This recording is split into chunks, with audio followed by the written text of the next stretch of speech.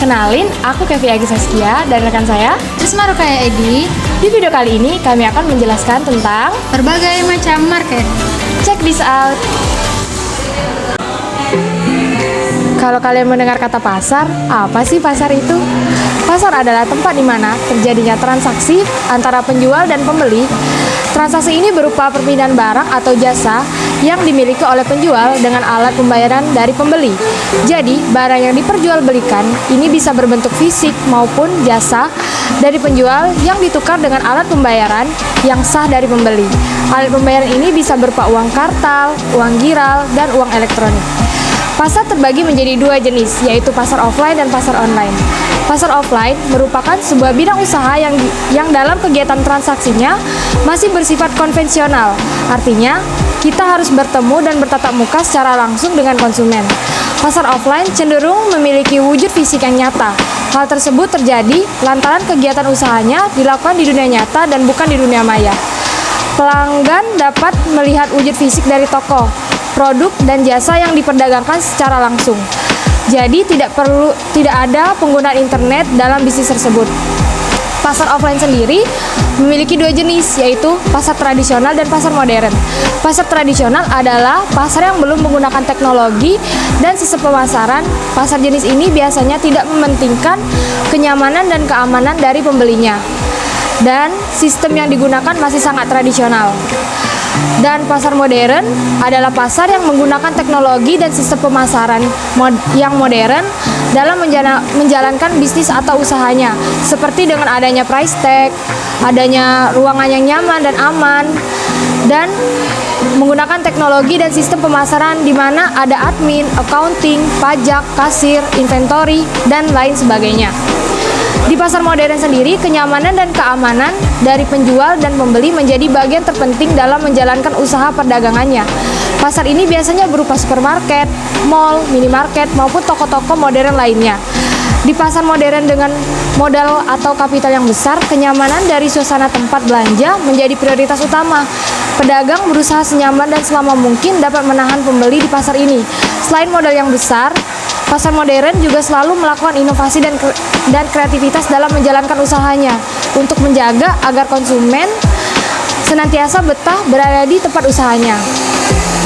Pasar offline ini mempunyai keuntungan dan kerugiannya tersendiri. Keuntungan pasar offline ini adalah penjual dan pembeli bisa saling bertatap muka dan saling mengenal, terjadinya interaksi sosial, tawar-menawar, dan penjual dan pembeli dapat menggunakan quality control atau pengendalian mutu, baik barang maupun jasa yang diperdagangkan. Dan pasar offline sendiri memiliki kelemahan, yaitu produk yang ditawarkan variasinya terbatas atau stok dan jenisnya itu sangat terbatas yang dimiliki. Harus bertemunya pedagang dan pembeli di saat masa COVID-19 ini. Dan juga jumlah pedagang dan pembeli yang terbatas atau pembeli yang berasal dari wilayah pasar tersebut. Lalu yang terakhir, banyaknya kondisi eksternal yang mempengaruhi perdagangan. Hambatan yang bisa terjadi adalah psikologi, lokasi, cuaca, keamanan, dan kenyamanan tempat belanja. Selanjutnya adalah pasar online yang akan dijelaskan oleh Risma Rukaya Edi. Baiklah, selanjutnya saya akan menjelaskan tentang pasar online. Pasar online adalah suatu sarana atau sebuah toko atau pasar sebagai tempat untuk menawarkan atau menjual barang ataupun jasa lewat dunia maya ataupun internet. Pengunjung internet bisa melihat barang yang ditawarkan berupa foto ataupun video dan bisa langsung memesan barang tersebut melalui online. Pasar online sendiri kebalikan dari pasar offline. Keuntungan pasar online: 1. Banyaknya variasi atau jenis tipe dari barang dan jasa yang ditawarkan, termasuk banyaknya marketplace di pasar online itu sendiri. 2. Penjual dan pembeli bisa dari semua golongan dan tidak terbatas dari lokasi ataupun usia dan kondisi fisik. 3. Transaksi dapat dilakukan dan kondisi lokasi yang tidak terbatas. Penjual dan pembeli dapat melakukannya di mana saja mereka berada. 4. Equality of opportunity atau kesetaraan kesempatan bagi setiap orang untuk melakukan transaksi perdagangan dimanapun, kapanpun, dan dalam kondisi apapun. Dapat melakukan transaksi perdagangan dan jumlah pedagang dan pembeli yang berinteraksi tidak terbatas. 5. Freedom of choice baik pedagang maupun mempunyai kebebasan mutlak untuk barang dan jasa yang ditawarkan. Kekurangan pasar online. 1. Sering terjadi penipuan barang tidak dikirim setelah dilakukan pembayaran. 2. Fisik dan kualitas barang tidak sesuai dengan yang diharapkan, karena kita hanya dapat melihat melalui foto di website.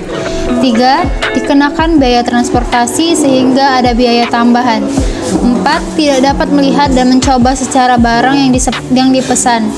5. Butuh waktu agar barang sampai di tempat Anda karena proses pengiriman. Pasar online terdiri dari 3 bagian, yaitu online shop, biasanya dikenal sebagai toko online yang tokonya ada di channel sosial media seperti Facebook, Instagram, Twitter, dan sebagainya. Marketplace adalah tempat berkumpulnya calon pembeli dengan banyak penjual yang memasarkan berbagai produk pada website sebagai pihak ketiga. Marketplace memiliki konsep seperti pasar tradisional yang berbentuk online. Contoh dari marketplace itu sendiri yaitu Tokopedia, Shopee, Lazada, Bukalapak, dan sebagainya. Yang terakhir yaitu e-commerce. E-commerce adalah website yang menjual hanya satu produk atau berbagai produk yang dimiliki hanya oleh satu penjual, yaitu si pemilik website itu sendiri. E-commerce seringkali diartikan sebagai marketplace, padahal kedua hal tersebut berbeda. Marketplace memiliki banyak penjual dalam satu website, sedangkan e-commerce hanya memiliki satu penjual dalam website. 8 model bisnis perdagangan. Yang pertama, B2C, yaitu business to commerce or consumer. Yang kedua, B2B, business to business. Yang ketiga, B2G, yaitu business to government. Yang keempat, B2P, yaitu business to philanthropies.